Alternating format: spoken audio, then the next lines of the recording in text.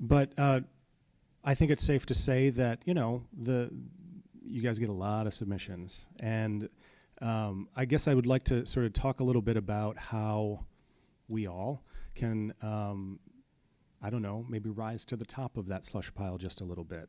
I think, there's one of two ways to answer that. It's either what can I do, or maybe the easier thing is what shouldn't I do.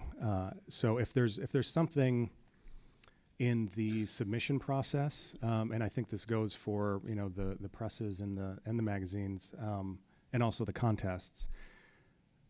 What should poets avoid when they are approaching your magazine or press? Well, I would like to echo some of the things the panel have already said. First of all, I think the thing that puts me off most is when I get handwritten poetry in capital letters in coloured ink on lined paper. That it doesn't, I'm afraid that doesn't get past me very, very easily. And I do agree that too much biographical detail in the introductory letter can also put one off a little. The most important thing is what Ryan has just said. Don't be discouraged. It's entirely subjective. You've got somebody whose job it is to open an envelope that you have sent in and feel good, you hope, about what you have written. And they may be having a terrible day. They probably are having a terrible day if they work in the poetry world. And as you know, when you read poetry, that quite often some of the greatest poetry that you care about you probably didn't get first time round. Poetry that's too easy, sometimes actually pretty quickly you're bored with. So, if somebody had stuck the four quartets through your door on the first time you picked it up, you would not necessarily have said this is the most important piece of poetry of the 20th century or whatever. So you have to understand this is not an exact science. This is an entirely subjective, often quite ephemeral business. So don't be discouraged.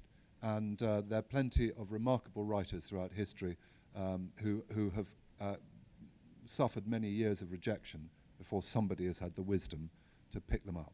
So keep at it. And I do recommend that one of the best ways of getting a little bit of confidence in a world that seems to strip away your confidence most of the time is to try and get an individual poem published in something rather than be too obsessed with a collection.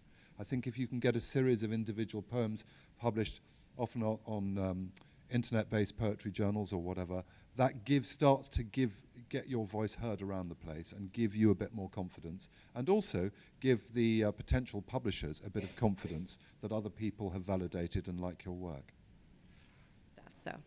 Can I just say one more thing as well? Don't imagine that the only avenues to get your poetry out there are the small group of publishers that exist. There are lots of other clever ways of doing it.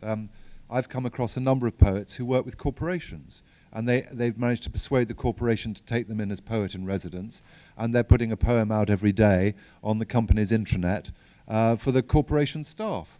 There are all kinds of intriguing ways in which you can partner other people who've got networks or mailing lists or email lists or employees or whatever to get your work out there.